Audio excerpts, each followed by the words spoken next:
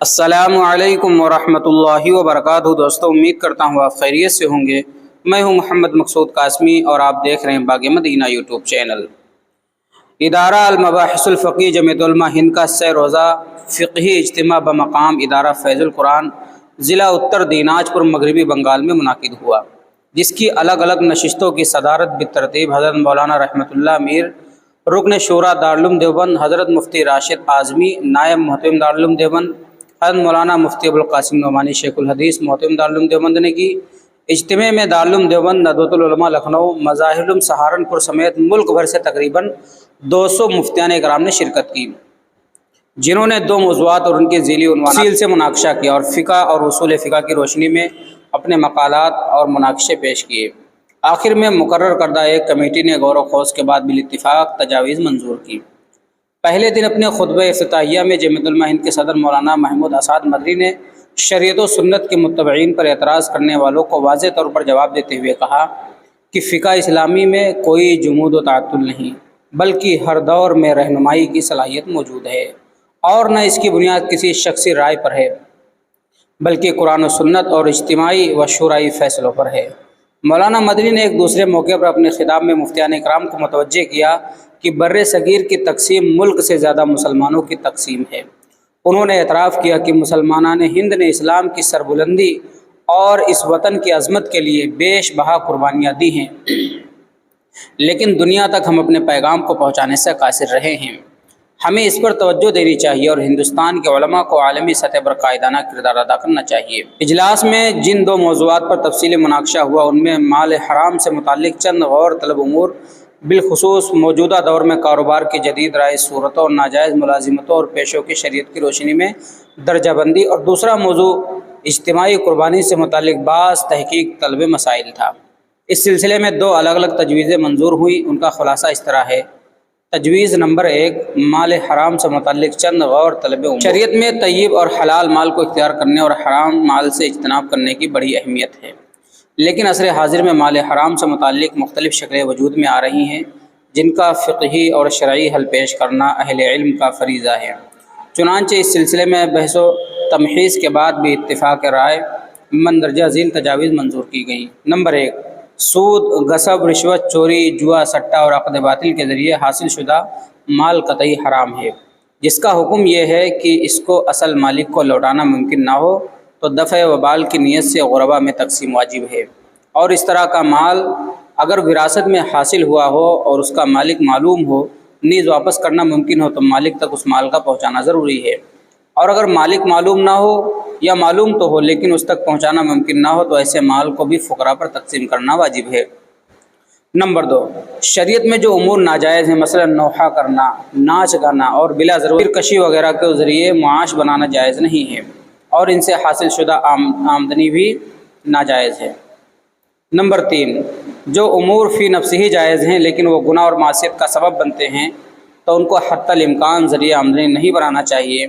تاہم ان کی آمدنی حرام نہ ہو۔ نمبر 4، خریدار پر حلال مال سے ہی واجب الادا ثمن کو ادا کرنا لازم ہے، لیکن اگر کسی وجہ سے حرام مال سے ادائیگی کر دی تو اس سے خریدے ہوئے سامان کے منافع اس کے لیے حرام نہ ہوں گے، البتہ خریداری میں صرف کردہ حرام مال کے بقدر اصل مالک تک پہنچانا، ورنہ فقراء پر خرچ کرنا ضروری ہوگا۔ نمبر 5، فروخت شدہ سامان کی قیمت، گاڑی یا مکان کا کرایہ، اسکول یا مدرسے کی فیس وغیرہ ایسے شخص سے وصول کرنا جائز ہے جس کا ذریعہ آمدنی بظاہر حرام ہو۔ نمبر 6، اگر کسی شخص کے پاس حلال اور حرام مال الگ الگ ہوں اور یہ معلوم ہو کہ وہ حلال مال میں سے ہی خرچ کر رہا ہے تو اس کی دعوت قبول کرنا اور اس سے ہدیہ وغیرہ لینا جائز ہے، اور اگر متعین طور پر معلوم ہو جائے کہ وہ حرام مال پیش کر رہا ہے تو اسے لینا جائز نہ ہوگا، اور اگر حلال و حرام مال مخلوط ہو تو جو وہ اپنے حلال حصے کے بقدر مال میں سے پیش کرے تو قبول کرنا درست ہے، اور اگر اس کا علم نہ ہو لیکن حرام مال غالب ہو تو اس کے ہاں دعوت کھانا اور ہدیہ وغیرہ قبول کرنا جائز نہیں ہے۔ نمبر 7، کسی ایسے محلے میں دکان کھولنا جہاں اکثر لوگ ناجائز کاروبار میں ملوث ہوں فی نفس ہی جائز ہے، البتہ احتیاط یہ ہے کہ ایسی جگہوں پر دکان کھولنے سے پرہیز کیا جائے۔ تجویز نمبر 2، اجتماعی قربانی سے متعلق بعض تحقیق طلب مسائل۔ قربانی دین اسلام کا اہم شعار ہے۔ جس طرح قربانی کرنا عبادت ہے، اسی طرح اس کی ادائیگی میں تعاون کرنا بھی کار ثواب ہے۔ آج کل بدلتی ہوئی صورتحال میں اجتماعی قربانی کی ضرورت پیش آتی ہے، لہذا دوسروں کی طرف سے قربانی کا نظم کرنے والے افراد اور اداروں کی ذمہ داری بنتی ہے کہ وہ اس عمل کو عبادت سمجھ کر پوری امانت و دیانت کے ساتھ انجام دیں،